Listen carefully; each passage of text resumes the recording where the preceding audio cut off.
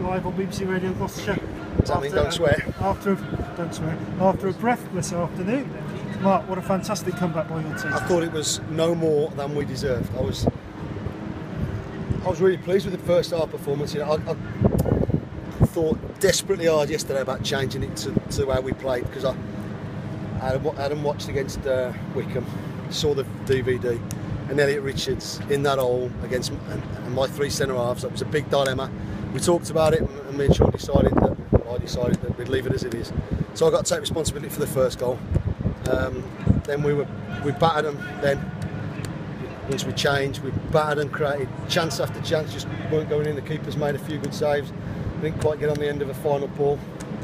Just set it off, and then we can see the second, and you think that's, well, people can think that, but we didn't. To be fair, at half time we just said we will get something out of this game. We will score goals. If we still keep creating chances and believe in what we're doing. We were causing them too many problems to not be able to get it. And then we have a chance straight after the break, and then Amari heads it, and we were behind it, and it's in, and it's the full on the post and comes straight back out to the keeper. Just thinking, is it your day? And then it just needed somebody to get that first goal, and we scored it at a good time. Amari had a great strike, the keepers parried it, and Matt Richards, fantastic run behind, followed it in, smashed it, and then it was see what they're about. And I said to the boys on the bench, that's a massive goal. I hadn't got a clue how long was left, but that first goal was massive, because for the next kick Trevor's had, where the two centre halves have been all over Byron all game for 60 odd minutes, whatever it was, all of a sudden he's gone up uncontested, flicked it on Kobe on the end of it, and a great finish. And that's what happens in football, not just at Tranmere, not just at Cheltenham. That's what happens. You can see the goal, and all of a sudden you're on that back foot.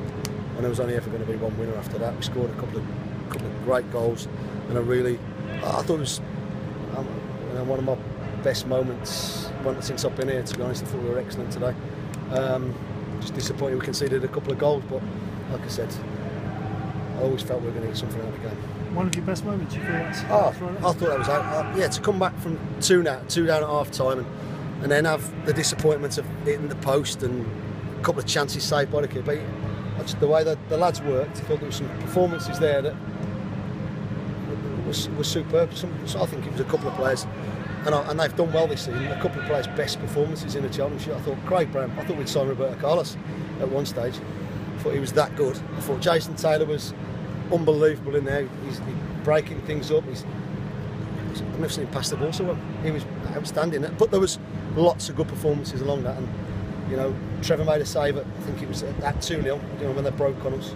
And it's all important. We're trying to talk about the players, about everything matters. And you could see the disappointment with them conceding the second, but you know, there was no strong words in at half time. It was just a case of keep believing. And it wasn't said just for the sake of it. We honestly believed that we could get something out of the game. You made that positive change. You put Amari on and took Steve Elliott off. It worked straight away.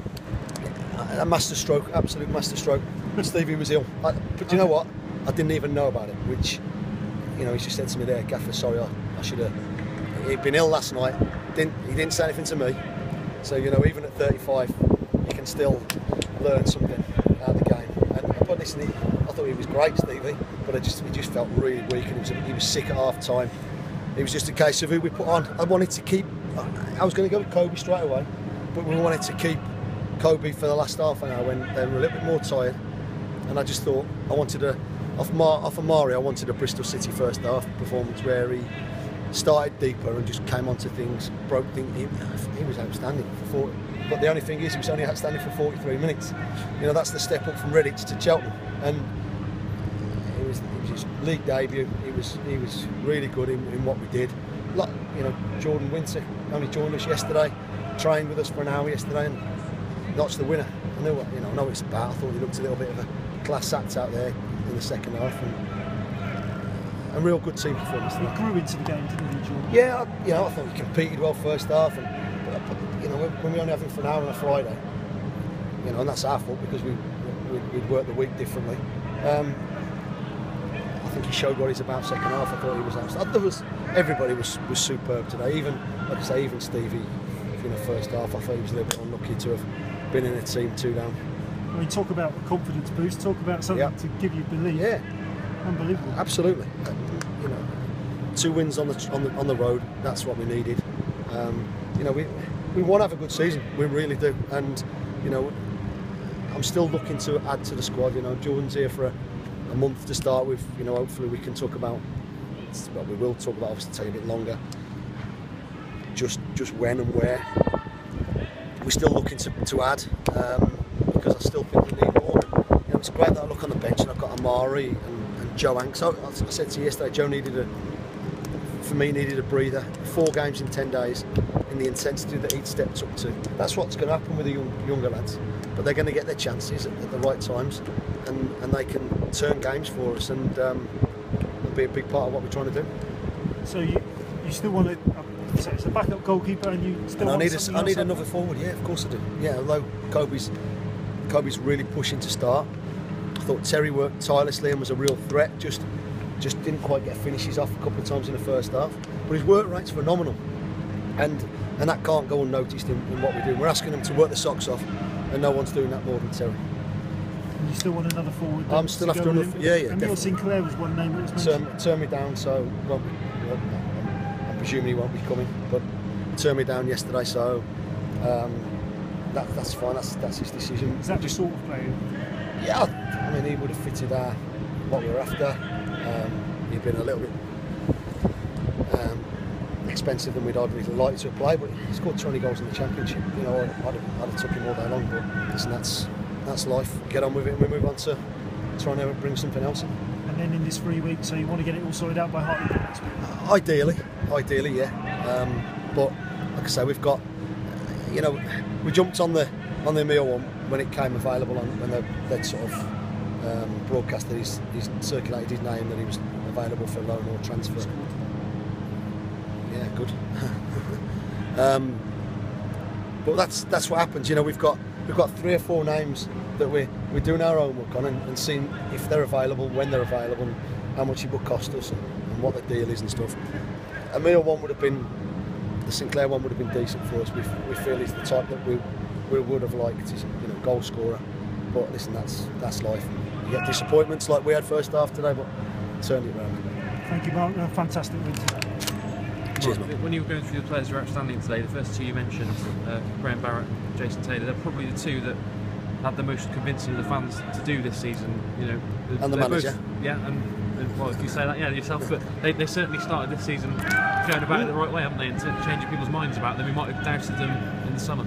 Listen, we weren't very good last year as a team. We've got a few new players, a lot of younger ones underneath it. We've got a good spirit. We've worked slightly different, not a great deal different, but sometimes you want them to go and play, but sometimes if you go and play and it's sometimes misguided is the wrong word, but if you're conceding goals all the time, it's hard work. Today, even though we conceded goals, we were on top of the game. We knew we were creating chances. You know, we're playing with 2 strikers. The system's suiting us, and even though we changed it to sort of combat them, we also knew that it could, if we worked it properly, be a springboard for us to go and get something out of the game. Yeah, you've shown some good signs in these opening 4 games in only, but first game you had to defend a lot at the end after deservedly taking the lead. Today you've shown the comeback, which is obviously good quality. Tuesday, you know, probably the better side, but you still came away with the point. You showed some good signs. Yeah, I think you've got to show various, you know, different traits during the season. And so far, the pleasing thing is, although we went 2 down, it weren't a game where we should have gone 2 down. You know, and looking back on it, Stevie being as he was, you know, maybe, but listen, great spirit, great togetherness in the group. You know, everybody off the pitch just go there, not hoo-ahing and hollering away, you know. But you know, I was happy when we scored the goals. But we're a respectful, you know, well done, and it's all about hard work, and that's what we're doing. Yeah. So do you think that's your best? I think so. Yeah, I mean, we've manager. I suppose the Burton 6-5 would stick in people's minds and be a bit special. But I think that team, that result. We got. I don't know. We won that game. You know, I'm sure poor Pesky-Salino don't know how we won that game. Today I knew how we won that game, and I knew how we were going to get back into it, and you know, so that's what I mean by a little bit more pleasing. Of course, 6-5's an amazing thing, but to come back from 2 down and play the way we did and create as many chances the way we did away from home, and still look solid and organised. There's bits that we're working on in training about our defending. The 2 goals, listen, we've got to just say we could have done better with, but crosses, we don't look like conceding from crosses. Touch wood, that continues, and you know, we keep working on a few things day in, day out, week in, week out, and we'll just keep, hopefully that's the plan, is to just keep getting better. Yeah, just finally, Mark, probably one of the hardest teams to pick now, isn't it, going into Hartlepool? Great problem to have. Yeah. You've got so many people trying to get into your team there. That's what we need. You know, I've got to have 16, 18 players that are chomping at the bit to play. You know, the young boys are desperately working really hard to get involved in the group, and I'm sure it will happen.